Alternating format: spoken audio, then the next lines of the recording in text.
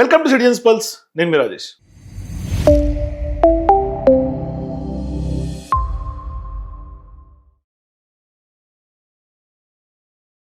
తెలంగాణలో భారీ స్థాయిలో చర్చ జరుగుతుంది కాళేశ్వరం సంబంధించినటువంటి అంశం.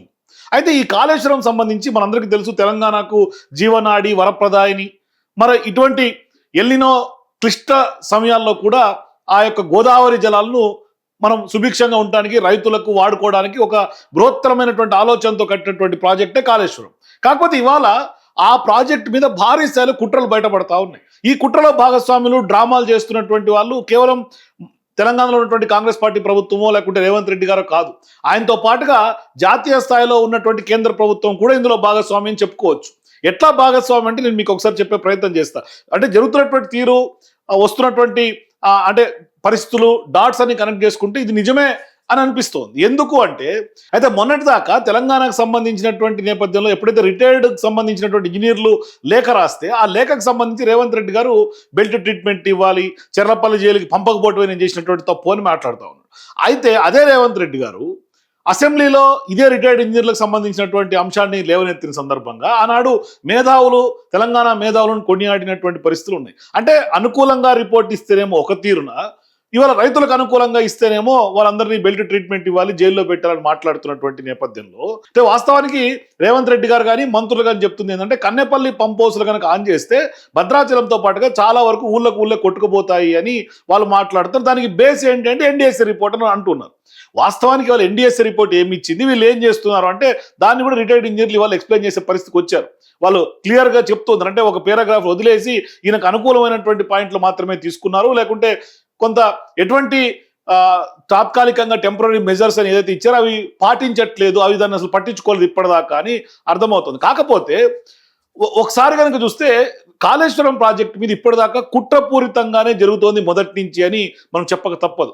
అంటే ఎందుకు ఇది చెప్పాల్సి వస్తుంది అంటే, రీసెంట్గా ఇప్పటిదాకా సైలెంట్గా ఉన్నటువంటి తెలంగాణలో ఉన్నటువంటి బీజేపీ, ఆ బీజేపీకి సంబంధించినటువంటి రాష్ట్ర అధ్యక్షుడు రామచంద్రరావు గారు ఒక లేఖ రాస్తాడు రేవంత్ రెడ్డి గారికి, కాళేశ్వరం సంబంధించి మోటార్లు నడపాలి అని.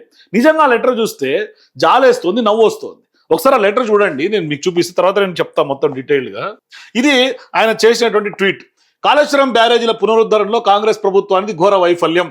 ముఖ్యమంత్రి రేవంత్ రెడ్డి చేతగానితనాన్ని ఎండగడుతూ బీజేపీ తెలంగాణ రాష్ట్ర అధ్యక్షులు రామచంద్రరావు గారు బహిరంగ లేఖ రాశారు. ఎన్డీఎస్ఏ నివేదికలను ఏమాత్రం పట్టించుకోకుండా ఏకంగా 3 వర్కింగ్ సీజన్లను వృధా చేసినటువంటి రేవంత్ రెడ్డి ప్రభుత్వం ఇప్పుడు తమ తప్పును కప్పిపుచ్చుకునేందుకు కేంద్ర కమిటీపై నెపం పెట్టడమే సిగ్గుచేటు.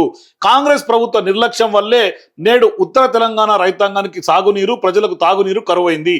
తమ బాధ్యతలను విస్మరించి నెపం ఇతరులపైకి నెట్టే కుటిల ప్రయత్నాలు తెలంగాణ ప్రజలు గమనిస్తున్నారు అని ఈయన సుదీర్ఘంగా 4 పేజీల లెటర్. ఆ లెటర్ కూడా మీకు చూపిస్తా. ఇది లెటర్ కాపీ. రామచంద్రరావు గారు, Anumula Revanth Reddy, Telangana failure of the Congress government in rehabilitating the 3 barrages of Kaleshwaram and revival of the project regarding.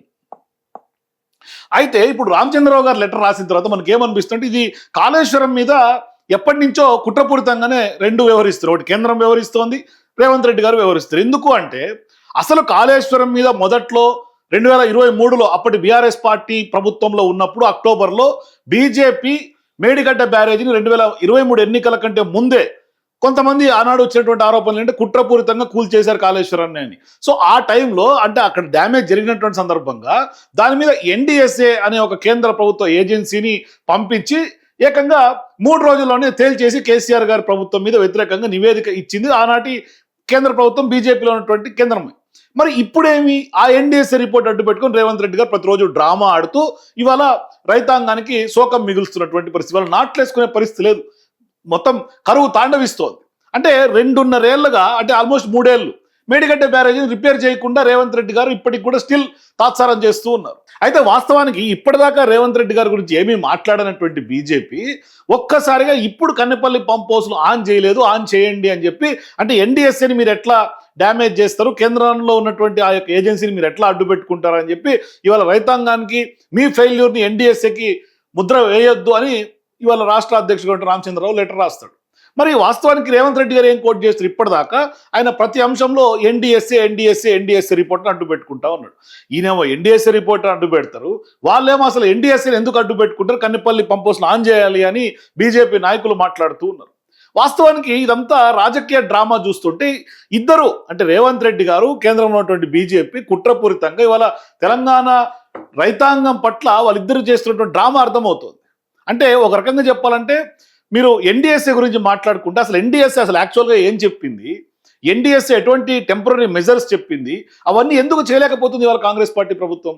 అంటే మీరు ఒకసారి టైం లైన్ కనుక చూస్తే ఆనాడు 10 ఏళ్ల బీఆర్ఎస్ పార్టీ పాలనలో కేసీఆర్ గారు సీఎం ఉన్నప్పుడు కట్టినటువంటి మేడిగడ్డ కానీ, సుందిల్ల కానీ, అన్నారం కానీ ఏ బరాజులు తీసుకున్నా ప్రతి బరాజు కూడా అవన్నీ కూడా ఆల్మోస్ట్ 3 yearsలో కంప్లీట్ అయిపోయినాయి. మరి 3 yearsలో ఒక బ్యారేజీని కట్టినటువంటి ఆనాటి ప్రభుత్వం కేసీఆర్ గారు ఇవాళ రేవంత్ రెడ్డి గారికి ఇప్పుడు 2.5 సంవత్సరాలు పూర్తి అయిపోయింది. ఇంకొక 3 నెలలు ఉంటే మొత్తం 3 ఏళ్ళు పాలన పూర్తవుతుంది. మరి ఈ 3 ఏళ్లలో కనీసం జరిగినటువంటి డ్యామేజ్ని రికవర్ చేయలేకపోతున్నారు. కనీసం ఆ 3 పిల్లర్లు ఏదైతే పర్రెలు అంటున్నారో లేకుంటే మొత్తం కుంగిపోయినటువంటి అని వాళ్ళు చెప్తున్నారో కనీసం అది ఎందుకు రిపేర్ చేయలేకపోతుంది కాంగ్రెస్ పార్టీ ప్రభుత్వం? అక్కడ స్పష్టంగా కాంగ్రెస్ పార్టీ ఫెయిల్యూర్ అర్థమవుతోంది. మరి 3 ఏళ్లలో బ్యారేజీలు కడితే కనీసం 3 ఏళ్లలో 3 పిల్లర్లు మీరు రిపేర్ చేయించుకునే పరిస్థితిని ఇలా ప్రజలు మాట్లాడుకుంటున్నారు. మనం మీకు చూపించే ఒక పబ్లిక్ మాట్లాడినటువంటి ఆడియో కాల్ కూడా వినిపించిన వాళ్ళు స్వయంగా చెప్తారు, వీడియోలు చేసి పెడుతున్నారు. అయినా తెలంగాణలో ఉన్నటువంటి కాంగ్రెస్ పార్టీ ప్రభుత్వానికి చీమ కొట్టినట్టు కూడా లేదు. అయితే ఇక్కడ ఇంకోటి ఏంటి, ఎన్డీఎస్ఏ కేంద్రం ఇన్వాల్వ్మెంట్ ఏంటి అని మీరు అడగొచ్చు. అక్కడ ఏంటి, ఇప్పటిదాకా మీరు ఆంధ్రప్రదేశ్లో పోలవరంలో కాపర్ డ్యాములు కొట్టుకుపోయినా, లేదంటే బీహార్లో ఏం జరిగినా, లేదంటే కనుక ఇంక ఏ రాష్ట్రంలో తీసుకోండి, ఆఖరికి రేవంత్ రెడ్డి గారి ప్రభుత్వం వచ్చిన తర్వాత అక్కడ ఎస్ఎల్బిసి కెనాల్లో భారీ స్థాయిలో జీవ సమాధి అయిపోయారు. వాళ్ళు మొత్తం బురదలో కూరుకుపోయారు, ప్రాణాలు పోయినాయి. మరి ప్రాణాలు పోతే కనీసం డెడ్ బాడీస్ రికవర్ చేసే పరిస్థితి కూడా లేదు. మరి అంత విధ్వంసం, అంత పెద్ద ఎత్తున ప్రమాదం జరిగితే రానటువంటి ఎన్డీఎస్ఏ, ఇక దేశంలో ఎక్కడ ఏం జరిగినా కూడా పోనటువంటి ఎన్డీఎస్ఏ, ఒక్క తెలంగాణలో జరిగినటువంటి కాళేశ్వరం సంబంధించినటువంటి అంశంలో కేవలం 3 రోజుల్లోనే టెంపరీగా రిపోర్ట్ ఎట్లా ఇస్తుంది, ఎట్లా వాళ్ళు అనుమానాలు వ్యక్తం చేస్తారు, ఇదంతా కూడా అంటే ప్రీ ప్లాన్ స్కెచ్ లాగా కనిపించలేదా? కాబట్టి ఇక్కడ ఇద్దరు కూడా ఇన్వాల్వ్మెంట్ ఉంది అనేది స్పష్టంగా అర్థమవుతుంది. ఇవాళ రేవంత్ రెడ్డి గారు ఏమంటారు, మీరు ఎన్డీఎస్ఏ పర్యవేక్షణలో నడపమంటే కేంద్రం భరోసా ఇస్తే నడుపుతామంటారు. అంటే ఈయనేమో కేంద్రం మీద, కేంద్రమేమో ఈయన మీద. చూడండి ఎట్లా ఉందో డ్రామా ఒకరికొరు. అంటే స్పష్టంగా ఆ నెక్సెస్ అర్థమవుతోంది. మొత్తం మీద ఎంత నెక్సెస్లో ఉన్నా నష్టపోతుంది తెలంగాణ ప్రజలు, తెలంగాణ రైతాంగం. అంటే ఇవాళ ఇద్దరి గోల్ ఏంటంటే కేసీఆర్ గారికి మంచి పేరు రాకూడదు. ఈ ప్రాజెక్ట్ కనుక రన్ అయితే, వాటర్ కనుక పంప్ చేస్తే కన్నెపల్లి పంప్ హౌస్ నుంచి ఖచ్చితంగా ఇంత కరువు పరిస్థితుల్లో కూడా కాళేశ్వరం నీళ్ళు ఇచ్చిండ్రు అంటే ఆ క్రెడిట్ ఖచ్చితంగా మళ్ళీ కేసీఆర్ గారికే వస్తుంది. కాబట్టి ఆ కేసీఆర్ గారి క్రెడిట్ దక్కొద్దు అన్న కుట్ర కూడా కనిపిస్తుంది. ఇవాళ మన ఆంధ్రప్రదేశ్, తెలంగాణలో ఉన్నటువంటి పోలవరం మొదలుకుంటే ఎస్ఎల్బిసి వరకు ఎన్నో ప్రాజెక్టుల్లో చాలా వరకు ఇబ్బందులు తలెత్తినప్పుడు ఈ ఎన్డీఎస్సీ ఎక్కడికి వెళ్ళింది, ఎందుకు చప్పుడు చేయలేదు అనేది స్పష్టంగా మనకు అర్థమవుతోంది. అయినప్పటికీ కూడా దాని మీద కూడా ఏం మాట్లాడినటువంటి పరిస్థితి. ఇప్పుడు చాలా రాష్ట్రాల్లో వరద ఉధృతికి ఏకంగా డ్యాములు కొట్టుకుపోయినటువంటి ఘటనలు ఉన్నాయి. కొట్టుకుపోతే మళ్ళీ నిర్మించుకున్నారు కదా, అదేది పెద్ద రాజకీయం చేయనటువంటి దాఖలాలు ఏం లేవు కదా. మరి ఇక్కడ ఒక తెలంగాణలో ఎందుకు రాజకీయం చేస్తున్నారు అనేది $1 మిలియన్ క్వశ్చన్.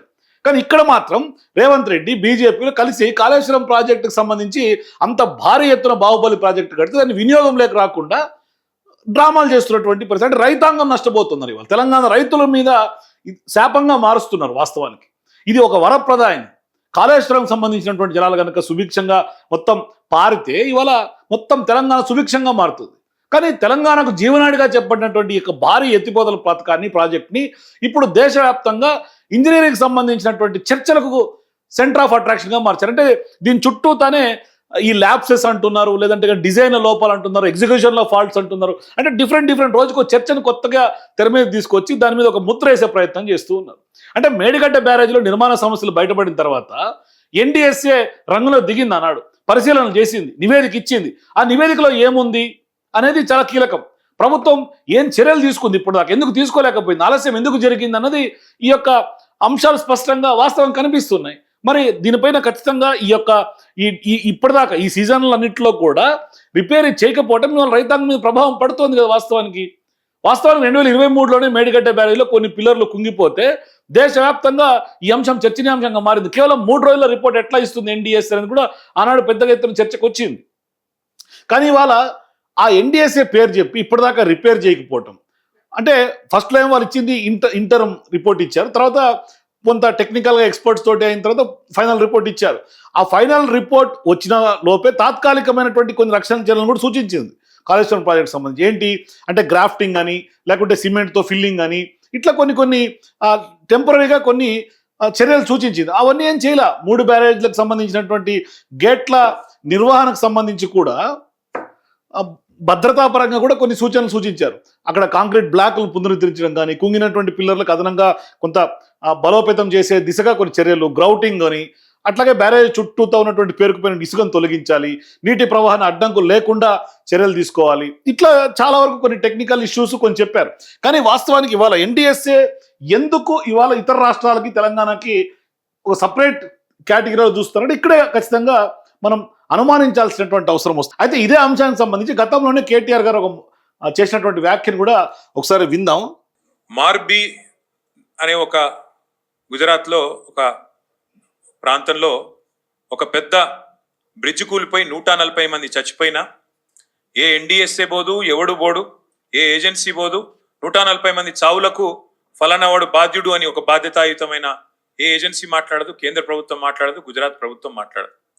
బీహార్లో 4 రోజులకు ఒకసారి ఒక్కొక్క బ్రిడ్జ్ కూలుతున్నా అడిగే నాతుడు లేడు. అదే తెలంగాణలో ఇక్కడ కాంగ్రెస్ ప్రభుత్వం ఉన్నప్పటికీ సుంకిశాల రిటైనింగ్ వాల్ కూలిపోయి 100 కోట్లు నష్టమైన ఎన్డీఎస్ఏ రాదు, ఎవడు రాడు. అట్లాగే ఎస్ఎల్బిసి టన్నల్ వీళ్ళ అవినీతి కమిషన్ల కక్కుర్తితో అది నిజంగా మళ్ళా తిరిగి రివైవ్ చేసే పరిస్థితి ఉందా లేదా అని కూడా రీసెంట్ గా కేటీఆర్ గారు చెప్పినట్టుగా మొన్న ఒక బ్రిడ్జ్ కూలిపోతే పెద్ద ఎత్తున సోషల్ మీడియాలో వైరల్ అయింది. రీసెంట్ గా కాంగ్రెస్ పార్టీ ప్రభుత్వంలోకి వచ్చిన తర్వాత సుంకిశాలకు సంబంధించినటువంటి ఘటన కూడా మనకు తెలుసు.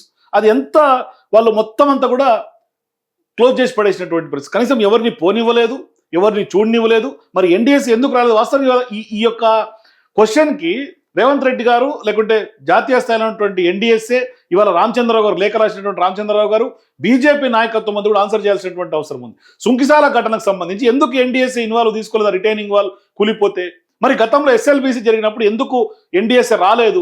మరి వీటికి సమాధానం చెప్పాల్సినటువంటి అవసరం ఉంది. ఒక కాళేశ్వరంలోనే ఎందుకు ఎన్డీఎస్ఏ ఇన్వాల్వ్ అయింది అనేది నిజంగా మీరు కూడా ఒక కాళేశ్వరంలోనే ఎన్డీఎస్ఏ రిపోర్టు అని చెప్పి ఇవాళ రేవంత్ రెడ్డి గారు ఎందుకు అడ్డు పెడుతున్నారు? ఎందుకు మేడిగడ్డ ఒకటే 2-3 పిల్లర్లకు కొంత డ్యామేజ్ జరిగితే దాన్ని పెద్ద ఎత్తున మొత్తం ప్రాజెక్ట్ అంతా ముడిపెట్టే ప్రయత్నం ఎందుకు రేవంత్ రెడ్డి గారు చేస్తున్నారు? కేంద్రం ఎందుకు చేస్తుంది? అట్లాగే ఇవాళ అన్నారం కానీ సుందిల్ల కానీ వాటికి సంబంధించి కొంత అనుమానాలు వ్యక్తం చేసింది. ఇంకా అక్కడ ఏమీ జరగల, ఆ బ్యారేజీలు బాగున్నాయి, కొంత బుడగలు వస్తే దానికి ఆల్రెడీ గ్రౌటింగ్ చేశారు, రిటైనింగ్ అయిపోయి మొత్తం క్లియర్ చేశారని రిటైర్డ్ ఇంజనీర్లు చెప్తున్నారు. అయినప్పటికీ కూడా ఇవాళ ఇంకా ఎన్డీఎస్ఏ రిపోర్ట్ అడ్డు పెట్టుకొని రైతులకి పెద్ద ఎత్తున నీళ్ళు ఇవ్వనటువంటి పరిస్థితి. ఒకసారి మొత్తం విందాం. ఇది సోయి లేకుండా, కనీసం ఆలోచన లేకుండా, ఇంగిత జ్ఞానం లేకుండా పూర్తి స్థాయిలో కుప్పగూలిపోయి 8 మంది చచ్చిపోయి దగ్గర 100 రోజులు దాటిపోయినా ఇప్పటి వరకు ఉత్తమ కుమార్ రెడ్డి మాట్లాడాడు, రేవంత్ రెడ్డి మాట్లాడాడు, కేంద్ర ప్రభుత్వంలో ఉన్న ఒక్క మంత్రి మాట్లాడాడు, ఎవరు బాధ్యత తీసుకున్న మనిషి లేడు. అట్లాగే వట్టెం పంప్ హౌస్ మునిగిపోయిన ఈ కాంగ్రెస్ ప్రభుత్వం వచ్చిన తర్వాత దాని గురించి మాట్లాడేటోడు లేడు. అట్లాగే పెద్దవాగు ఒకసారి కాదు 2 సార్లు కొట్టుకొని పోయిన ప్రాజెక్టు అడిగేవాడు లేదు. కానీ కాళేశ్వరం విషయంలో మాత్రం హరీష్ రావు గారు, కేసీఆర్ గారు 100 సార్లు చెప్పారు. కాళేశ్వరంలో 100 కంపోనెంట్లు ఉంటే ఒక్క కంపోనెంటు ఒక బ్యారేజ్, అందులో 3 బ్యారేజీలు, 19 రిజర్వాయర్లు, 21 పంప్ హౌజులు, 100 కిలోమీటర్ల సొరంగ మార్గాలు, 1000 కిలోమీటర్ల ప్రవాహ కాలువలు ఉన్నాయి, 100 కంపోనెంట్లు ఉన్నాయి. ఆ 100లో ఒకటి మేడిగడ్డ బ్యారేజ్. అందులో మొత్తం 371 పిల్లర్లు ఉంటే 3 బ్యారేజీలు కలిపి 2 పిల్లర్లలో ఒక దగ్గర పగులు వచ్చింది.